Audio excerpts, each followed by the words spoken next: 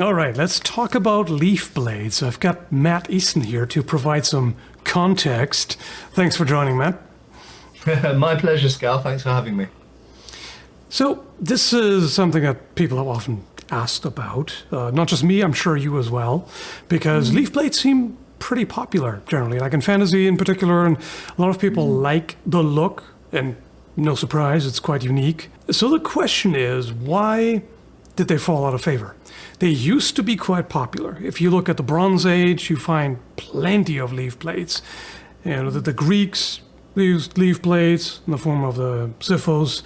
Some types of Roman gladius were leaf blade, like the mines. Even the pugio is a leaf blade, etc. But overall, it seems like they fell out of favor. So the question is, why?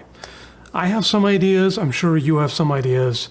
So I'm going to let you start. It's actually quite a complicated subject, isn't it? So when we first started talking about this, I kind of thought, it's a type of Bronze Age sword that went out of use. But then, as you say, you mention the Mainz Gladius or the Gladius Hispaniensis, and we're going to look at later examples as well. I'm going to make the argument that they didn't disappear, but we'll get to that later. I was hoping for that.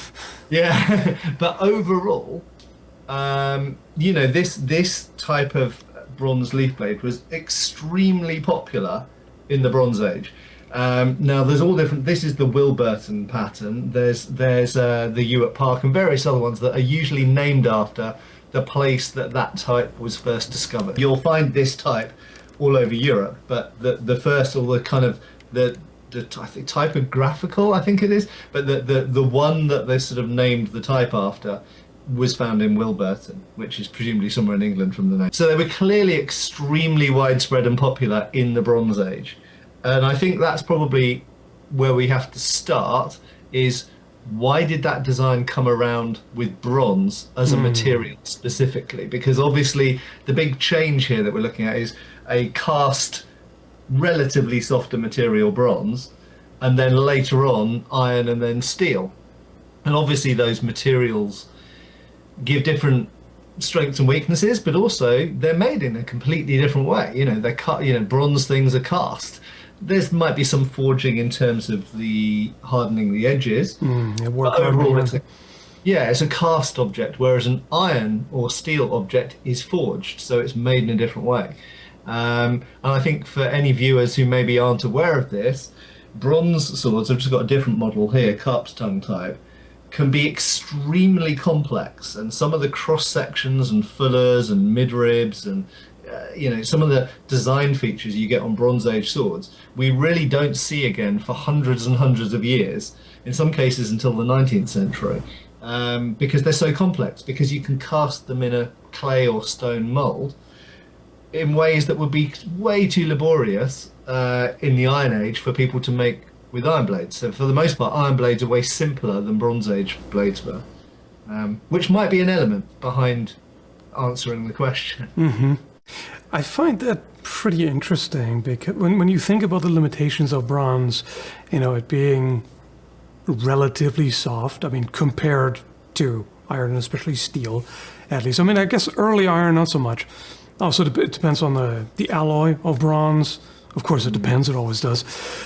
So when it comes to those limitations, I think the more thrusting-oriented designs that you see make a lot of sense to me personally. What's sometimes called rapier. I hate when archaeologists use that term for those swords, but it's used. So narrow blade, pretty thick center ridge, which makes sense because that way you give it plenty of rigidity. It's not going to bend, because that's mainly what's likely to happen with bronze swords. They tend to bend, which is better in breaking. But anyway, so that makes sense. But a leaf blade is very different in that regard. The one you have does have that thickened central ridge. So it still does that. But the leaf blade in and of itself, in that sense, is independent of that. The Ewart Park that I used to have doesn't have that, so it doesn't have the rigidity from that thicker center. So in that case, it can bend more easily. But they clearly considered that worthwhile, and I'm guessing in that case it's mainly a matter of very limited armor. I mean, they had quite massive bronze armor. The Dendra armor is the main example of that. Is basically plate armor from that type, and it's quite tanky. But generally, you wouldn't expect that much armor for the most part. I mean, again, it depends. The Greeks had quite a bit.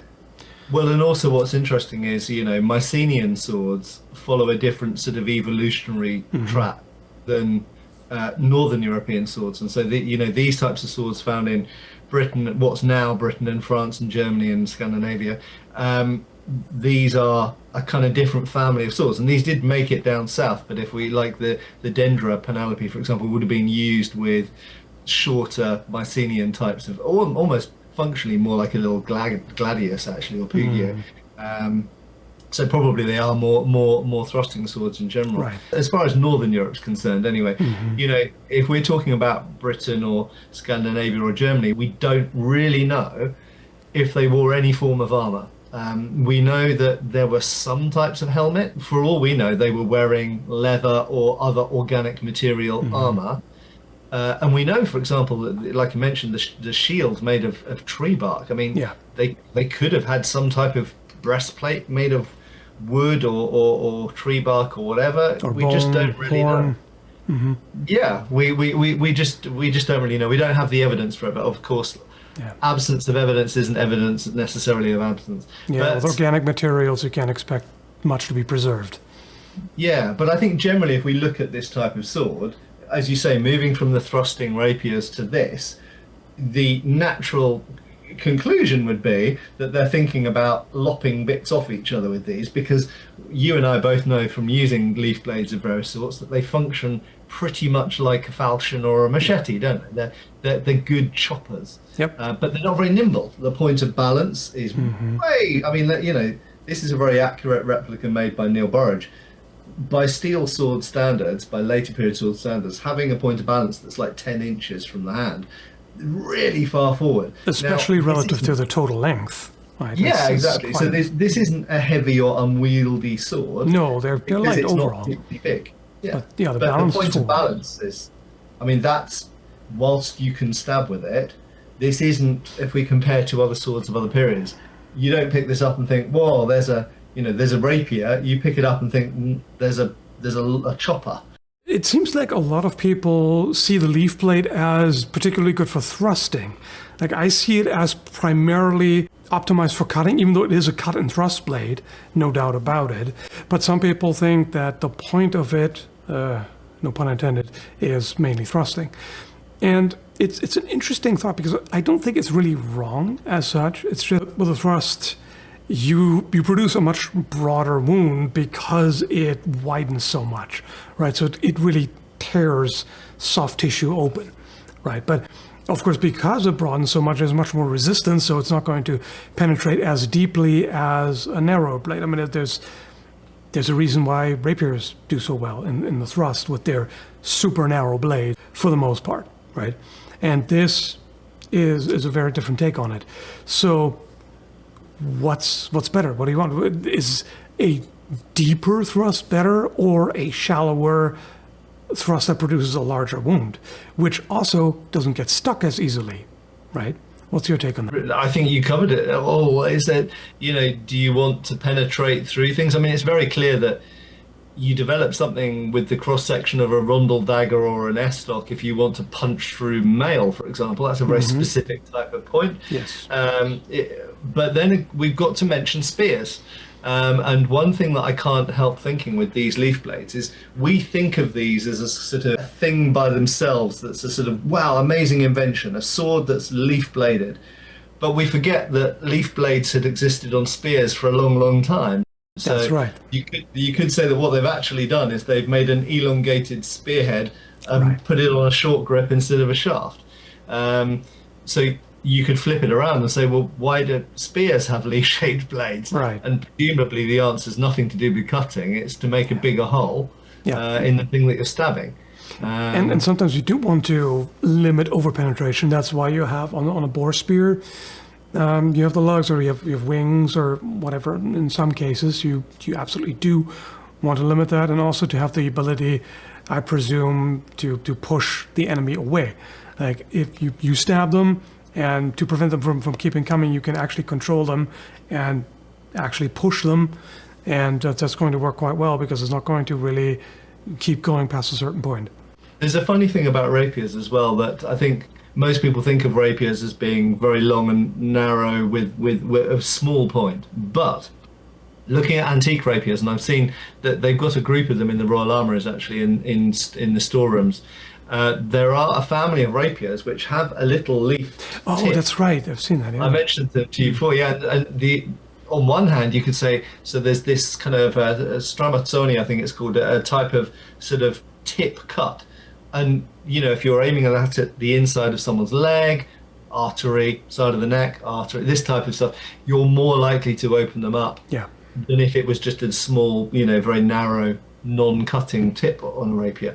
So it could be for that, or is it to make a more dangerous hole when you stab? We don't know. And you know, you look at arrows, you look at spearheads. We've got a whole family of weapons which only thrust. That they're not cutting, at least not cutting in the way that the sword would, not chopping. When with those, the leaf-shaped tip can only be to make a bigger channel when the thing goes in. So. I think maybe we don't have to choose one or the other. Maybe it's both. Maybe they're like, well, it makes a bigger hole that way, and it makes a bigger that way. It is sort of, it is maximizing wound size. That you can definitely say either way. Against armor, not so good. I mean, if you were to thrust into mail with a leaf blade, because it tapers like that, it would break the rings open. Like it would lever them quite effectively and open them up. But then you're not going to get very far. Like it doesn't really help you if you destroy the rings, if you only get like a fingernail's length into the target. Now, you mentioned falchions, and in a way, when you look at the profile of a leaf blade, you can sort of imagine two falchions, spine to spine. If you arrange them a certain way, if you morph them a little bit, that's kind of what you have. I mean, that's a very extreme case. But... if we want to go for a hugely extreme example, and I mean, obviously, this is a different type of sword for a different period, and I've made the argument that this isn't an anti-armor sword because the surviving originals of these, of which this blade is very closely modelled on the Conyers falchion, they're thin. They're really, really thin like a machete for chopping, you know, small branches and saplings. So it's going to be very effective against flesh, horses, potentially cloth armors like gambesons and things like this.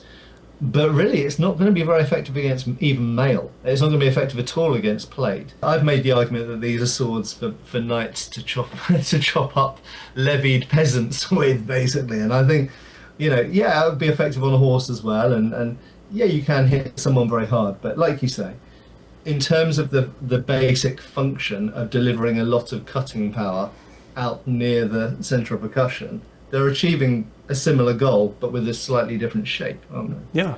I mean, generally, for most blades, where the center of percussion is, usually that's the widest part of the blade on a leaf blade, typically. You have some blades that stay pretty wide throughout, where the center of percussion is further out and whatnot. But generally, you maximize the cutting power because the wider it is, the more mass you have to begin with. But also, the wider the blade is, the more gradually you can taper it to the edge. It can be a really effective cutter. A lot of it, I suspect, is just cultural norms of the time. Yeah, so the Greek xephos is an interesting one because within its own period, it seems to have been very much considered a cut and thrust sword. Generally speaking, the Greek xephos is bigger than the Roman gladius. It's a longer sword, and it's got that more accentuated leaf type shape. As far as I'm aware, really, the Greek and Roman swords. Well, let's be clear. The original Roman sword was the Greek xephos. So what they were using before the gladius, the gladius hispaniensis was the Greek sword. In fact, some of the best surviving examples we've got of the Greek xephos are actually from southern Italy. I think that in its own time was considered a cut and thrust sword, and they are quite pointy, much like the gladius. And the reason I say that is because, in contrast, we've got the copis or machaira, or in Spain we could compare it to the falcata. And it's interesting that in period sources they regard those swords, often shown in the hands of Persians and other enemies as well, actually, as sort of really like beast mode choppers. Yeah. So they're kind of like, it's a giant cookery. It's taking it to the absolute max. Yeah. And I think this is a period where, if we look at hoplites, or at least if we look at well-equipped hoplites, then they've got a bronze helmet, they've got a bronze cuirass, later on a line of thorax, they've got a bronze-covered large shield. They're very well armored, but a lot of the people they were fighting against really had minimal armor, cloth armor at best. A lot of the time. The Persians, for example.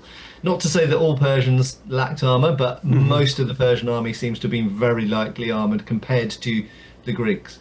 And so I think in that context, very powerful chopping swords like this, and again, if we bring this to Northern Europe in the Bronze Age, are a very quick way of putting someone out of action. I think a lot of people fixate on the thrusting point being more fatal, whether we're talking about rapiers or later 19th century cavalry or going back to the Romans.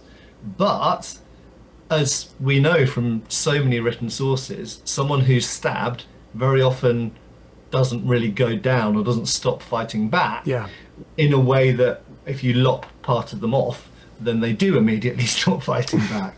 Thrusts have high lethality but low stopping power.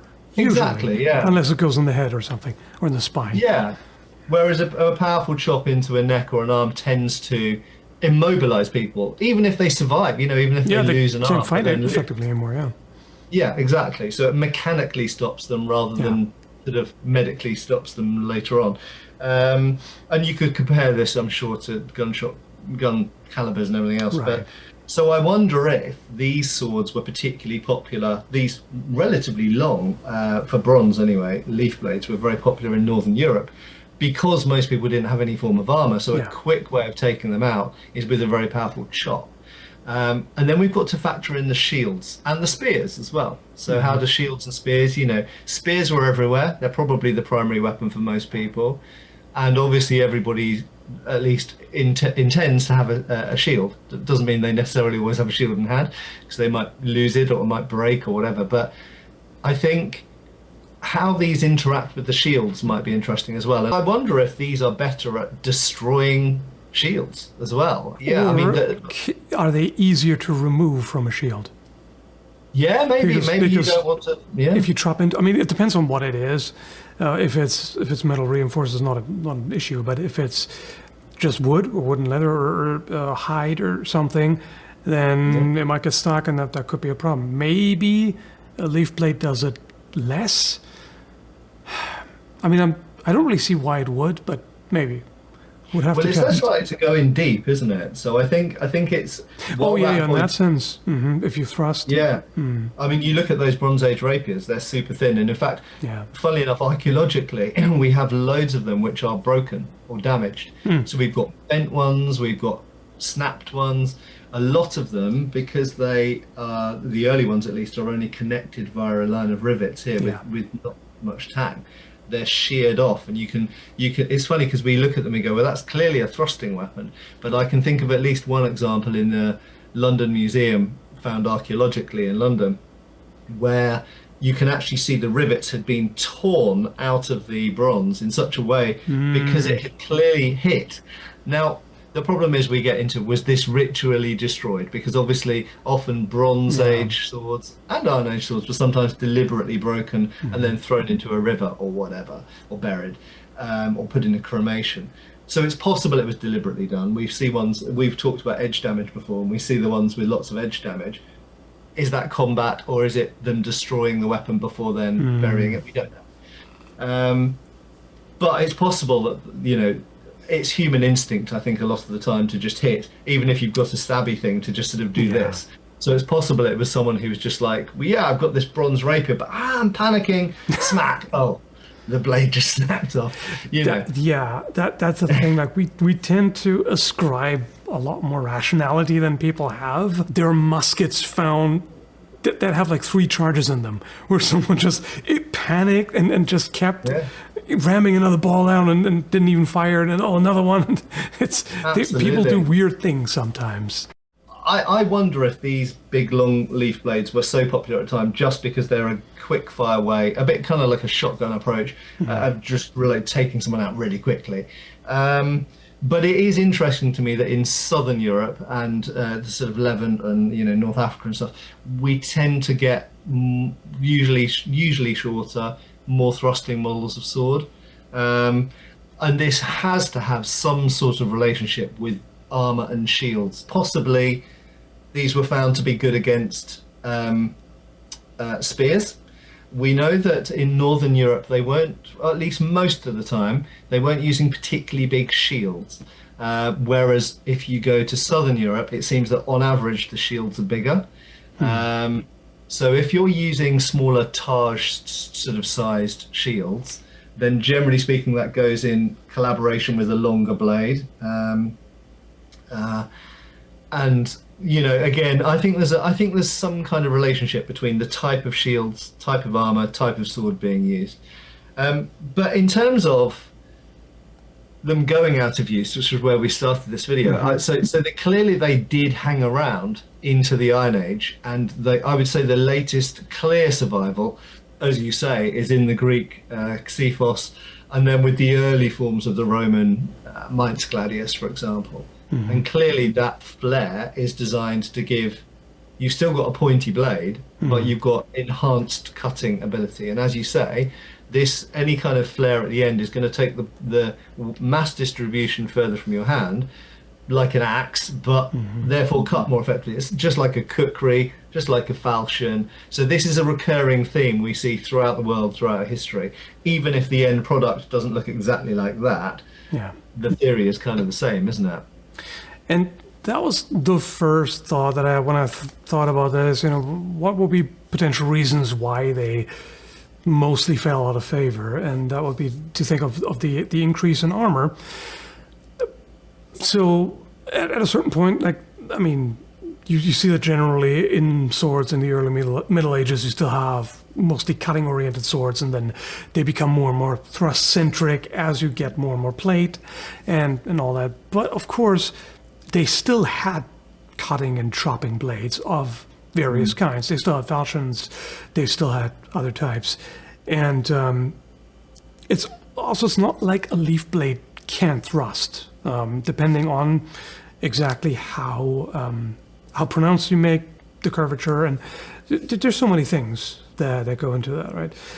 But I feel like just the armor itself is probably not enough to explain that. Also because, again, not everybody always had armor. It became more and more common, even for commoners, but still not everybody would have had it. So you could still make an argument for a chopping-oriented blade.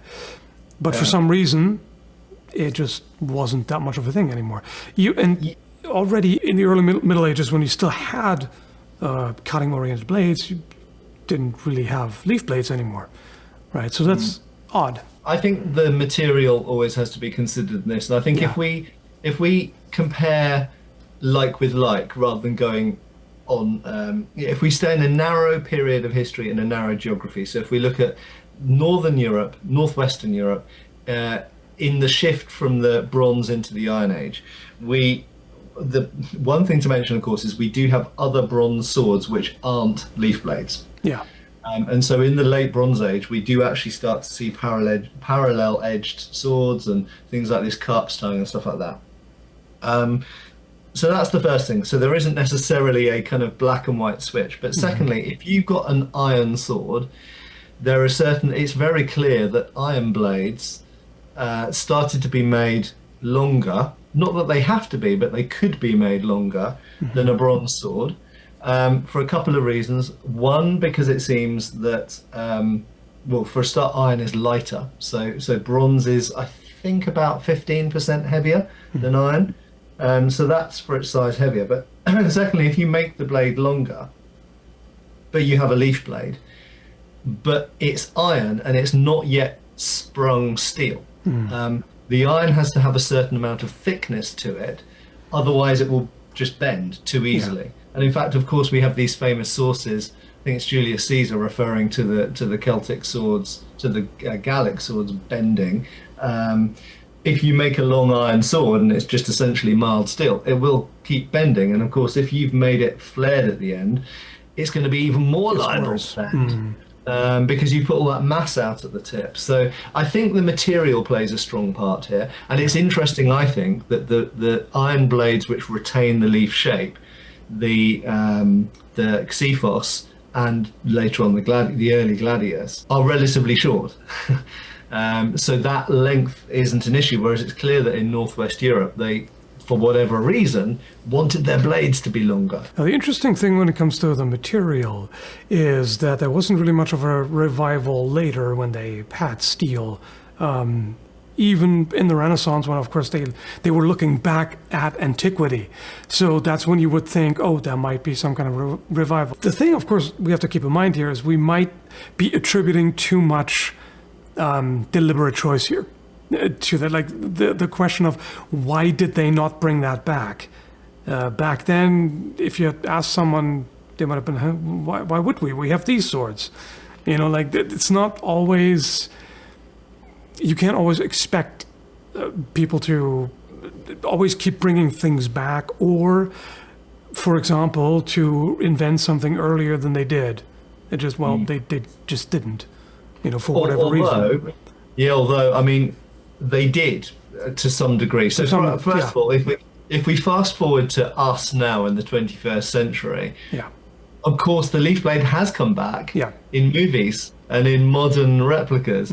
So if you want to buy, you know, an Angus trim leaf blade, you can go and buy one right now, or at least go on a waiting list for one. You know, we've got Lord of the Rings and we've got various fantasy. I mean, I remember back in the 90s when I was getting into, you know, Games Workshop, Warhammer stuff, leaf blades were really popular. It was seen as an elven style of blade, I think, at that point. And yeah, leaf blades were definitely kind of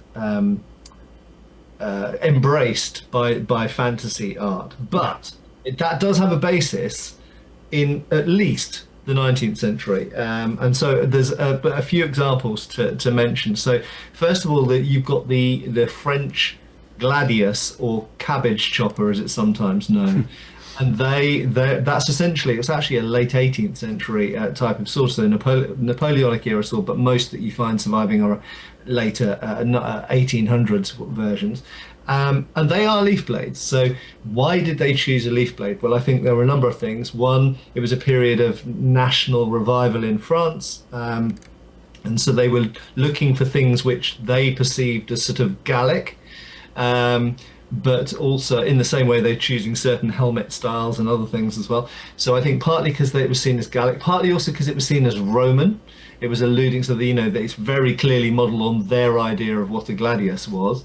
And, you know, he was, you know, Napoleon was an emperor, and so were the Napoleons that came after him. So they were just kind of revival of imperial kind of sort of symbols. But also mechanically, and having used them for this, they work really well for chopping stuff up. And of course, that is an artillery sidearm, you know. So the reason that the gunners carried these sidearms was largely for chopping up wood and for clearing spaces, so they could have a clear field of fire to operate their artillery, or making, you know, defensive works and stuff like this. So having something that's a weapon, but you can also chop wood with, quite useful, and they are very effective for chopping. They work well. But in addition to that, I've got an example of a sword here, and I don't know if you know this type of sword, but this is actually a British sword that came around in the towards the end of the Napoleonic Wars by a guy called Prosser, who was an English sword maker. And if you look at, so it's a sabre, so it's a pipe back blade. So we've got a rod section along here, and the rod section continues like a midrib all the way to the tip. But if we just isolate that blade there, you will see. Now this is very clearly based on or inspired by the Turkish sword, sometimes known as pala or kilic. So what this actually is, it's not inspired by an earlier Celtic leaf blade. It's actually inspired by Turkish swords, because at this time there was a big rise in Orientalism, as they used to refer to it, due to the campaigns in what was formerly, or still currently in some cases, the Ottoman Empire, Egypt, this kind of stuff. And actual Ottoman swords were very highly prized and often carried by high-ranking officers. And so when they came to design this style of blade, they kind of went, well, we want a sword that's basically a saber, but can thrust well, but creates a bigger hole basically when it goes in. So it's essentially a spear tip with this big sort of flange at the back, sometimes referred to as a quill point.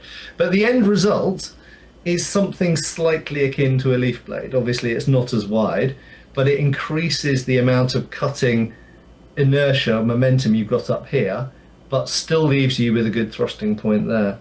That's a really interesting example. I haven't seen this type before. That's quite interesting. Yeah, and this is a one that dates to about 1830, but the earlier ones, the Napoleonic ones, which I don't have an example of in hand at the moment, are wider. So if you imagine the sort of 1796 light cavalry saber, they're that wide, but with that style point on them.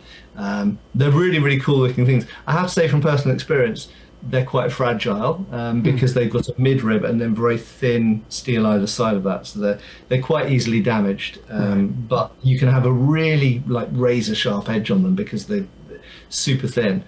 And then finally, we've got World War II example of this, which some people watching might know is a smatchet. Now, it has been claimed, so this was used by the British commandos in World War II. Some people claim that this is based on the Welsh sword, the Welsh Fusilier sword of World War One. In my opinion, it's probably more inspired actually by Filipino barongs. When you actually put this side by side with a Filipino barong, it's very, very sense.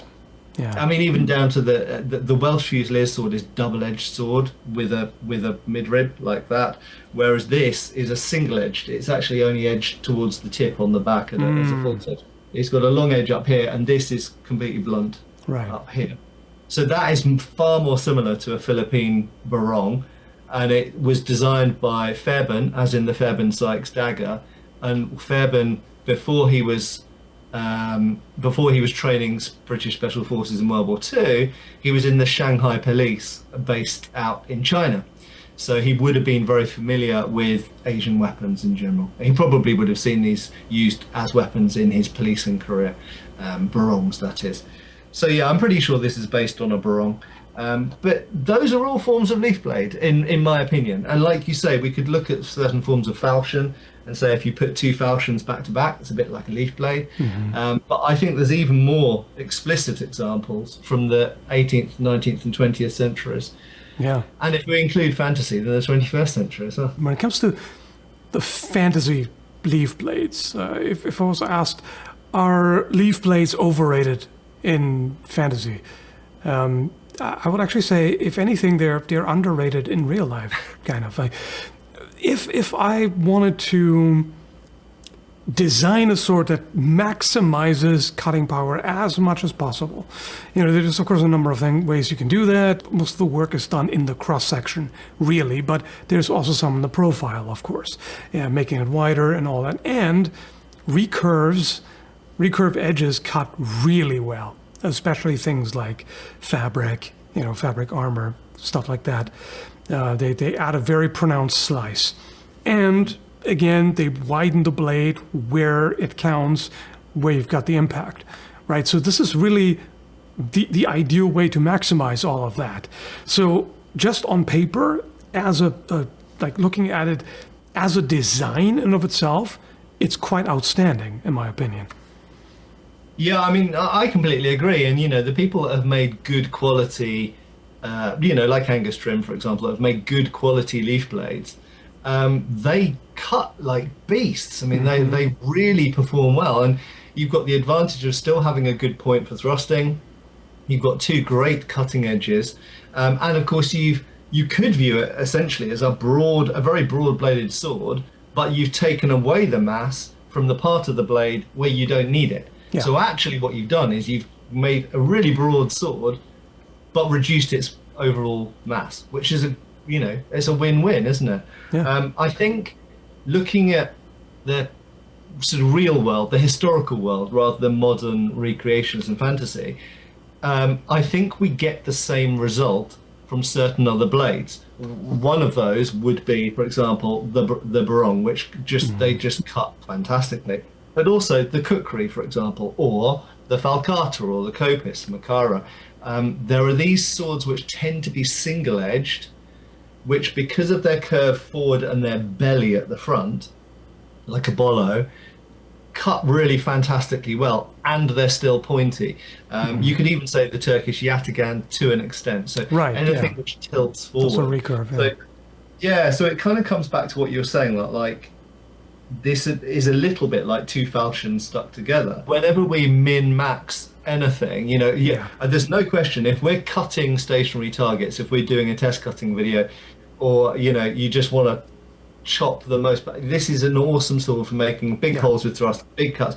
However, imagine you're 1v1, you're in a duel with a shield. Are you going to use the big tip heavy, very powerful chopper, or are you going to use something which is a bit more balanced towards the hand? And it's still got enough, it's comparing the lighter, more nimbler sword that can still cut and can still thrust, with the one that's been maxed out in one way or another. In a melee, you very well might choose an axe. In a duel, you probably won't choose an axe. So who knows?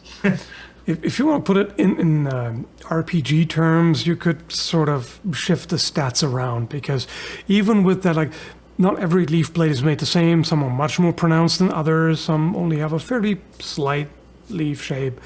And then that's just the profile. Now you're also working with the cross-section and things like distal taper. I mean, the distal taper can heavily counteract the effect of the profile taper, right? If you make it substantially thicker at the base, now it may not even be as tip heavy, but then chances are you have quite a thin blade up top, which again is fantastic for cutting, but it's not going to be as durable. So depending on what you prefer, you can always kind of mess with it and tweak it a little bit here and shift it around in such a way. So there are many ways to make a leaf blade, right? Which is why it's also part of why I find it so interesting that they were not as popular anymore in later times. Something can still function like a leaf blade. In other words, have all the advantages of a leaf blade without necessarily looking the same as this. Right. And so, the example of things like kukris and single-edged blades, which still have this flare. So if we cut this blade down the midrib, actually there's a whole bunch of swords and knives that from around the world that do actually look like one half of this leaf blade. So flipping that around, given that whether you're casting or whether you're forging, in other words, casting in bronze or forging in iron and steel, it is generally speaking easier to make a single-edged blade than a double-edged blade. We could reverse engineer the question and say, why did they make double-edged leaf blades? Why didn't they just make what was essentially like a single-edged, what became like the kopis essentially, or a kukri or a yataghan? Why did they make these double-edged? And then, having thought about this before, my answer would be, perhaps we need to look at the material again. Perhaps if the shift here is from bronze to iron, and I'm not saying it necessarily is, it could be that bronze edges get damaged and dulled more quickly, and two edges is really advantageous, because we don't see an awful lot. There are single-edged Bronze Age swords, but it is interesting to me that most, like overwhelmingly, Bronze Age swords are double-edged. Right. Why? Why? I don't know. Whereas, when we get into the Iron Age, we start to see a much greater number of single-edged blades, as far as I can see. And maybe that's because with casting, you can cast two edges. You're just pouring the molten lead into a mold. Whereas once you're forging things, well, it's like, I forged one edge out, that'll do. I don't know. Yeah, particularly also because making it single-edged would sort of counteract some of the downsides of the material, it being softer. You know, if you can just make a thicker spine, and that's going to give it more rigidity and going to make it less likely to bend, right? But clearly, And they literally do that with Wootz blades in the Ottoman Empire. You know, the Turks do that, the Indians do that with almost a T-section blade. So you've got this stiffening rod or rib at the back, and then the rest of the blade, because Wootz wasn't usually spring tempered, it was usually just edge hardened. So much like a Japanese blade, if you bend it, it will stay bent. So you need that rigidity of that rod up the back to keep it from bending all the time. So yeah, I think the materials play a huge part in this. Yeah, I think it's likely a number of factors. I mean, when isn't it? But like the material is probably a factor, and with that may very well also be a cultural tradition. There may be certain ideas that they develop when working with one material that just kind of solidified as kind of the standard, even and stuck around even when they later had a different material where it didn't apply anymore, but they were just used to it at that point, right? So that's possible. Then there is, again, the factor of armor.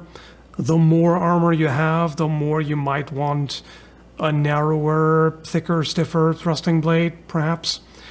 And then there's also just fashion, things like that. Like sometimes there's just not really a specific reason for something. Sometimes you have straight, sometimes you have curved, and there's oftentimes not really a clear case of this is better than that. It often tells you more about the people than about the design, is what I would say. But what do you think about that? Do you have anything to add, or do you disagree?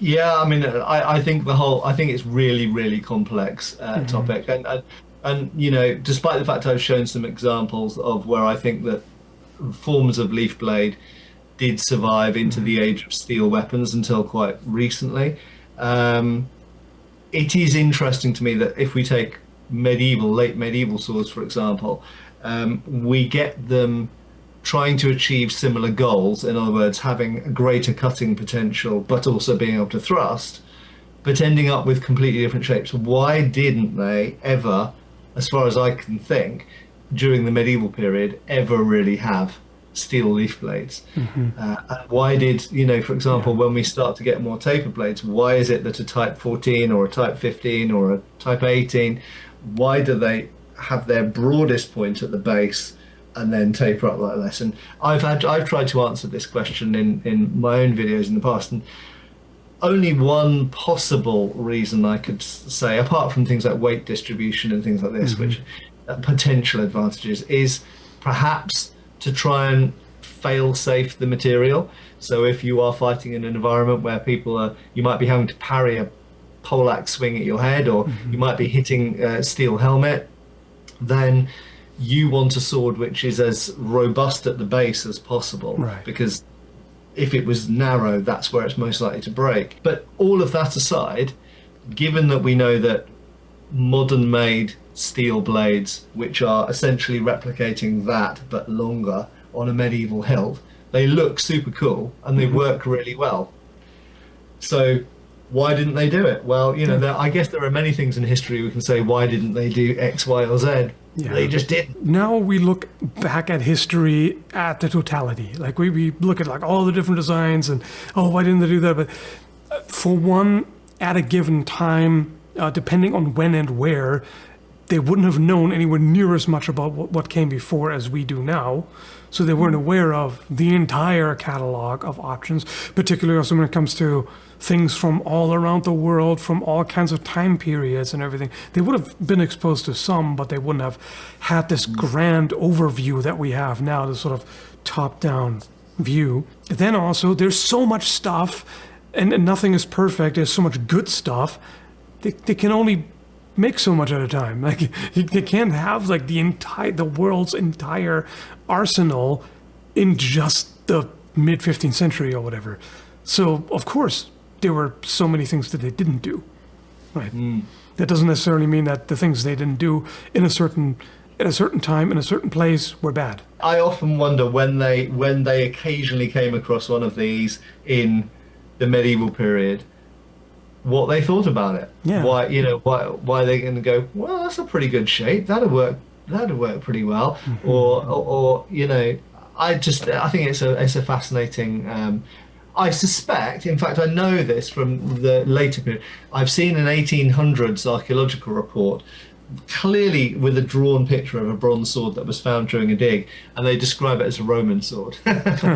So it's very likely, actually, they went, oh well, there you go, that's a Roman gladius, So, but then why didn't they try to replicate it? They were so obsessed with the Renaissance. Right. Why? Yeah. It's a good question. Why doesn't a Cinque Dea, which is the kind of archetypal Northern Italian civilian Renaissance sidearm, why doesn't it look more like a gladius? Yeah. Why they didn't do that in the actual Renaissance when they were kind of so obsessed with this stuff.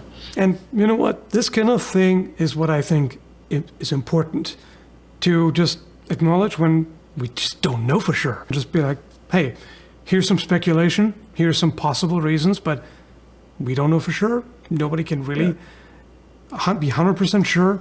I mean, maybe there's somebody who has studied this topic in depth, like absolute laser focus on leaf blades, who has a really well developed hypothesis. Maybe, but that's what we can come up with. Yeah, and my strong belief is there's no simple answer. If there was a simple answer, we would have come up with it. And it's like I think it's all of the things we've mentioned and probably 5 other things we haven't thought of, all combined together. Yep. But it is a fantastic. I think it's one of the most beautiful sword shapes that's ever been designed in history, and I think the fact that it has been revived in fantasy art is evidence of that. It's kind of like you look at it and go, yeah, that looks really cool. Let's stick it on a longsword hilt and have a high elf wielding it, and it's like, yeah, that looks badass, and it does. Yeah, and that's the conclusion we can draw. Leaf blades are badass. Well, they are, yeah. Thanks for chiming in on that, Matt, and hope you enjoyed it. Let me know what you think, and until next time, take care.